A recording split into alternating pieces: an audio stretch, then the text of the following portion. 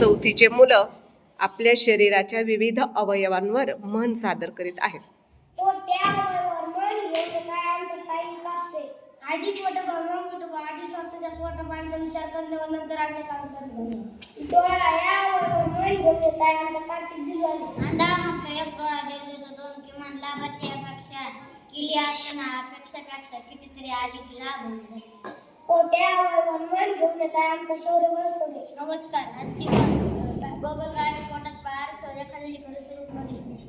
कान्या अवयवावर मन घेऊन काय आमचा स्वराज जाणतो. काना मागून आले आणि तिकट झाली. एखाद्या व्यक्तीपेक्षा दुसरी व्यक्ती वयाने अगोदर कार्याने कमी असूनही दुसरी व्यक्ती अल्प तर त्याच्यापेक्षा जास्त मानाची जागा काळजीच करणे.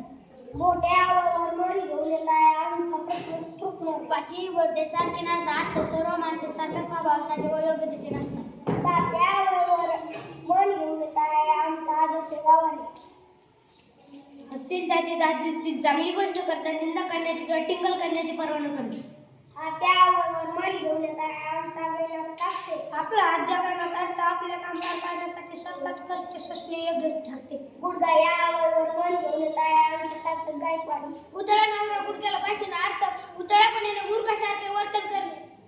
जीभ या अवयवावर मन घेऊन काय आमचा नवनाथ वाया. उचलले जीभ लावले त्याला अर्थ विचार न करता वाटेल ते आम्हाला दखणे वळणे.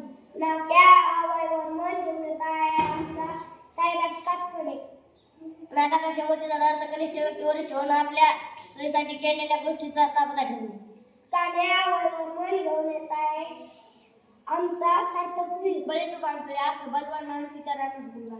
पाया अवयवावर मन घेऊन काय मी स्वतः आतून पाहून पाय पसरणे अर्थ आहे त्याच्या मनाने खर्च करावा. धन्यवाद.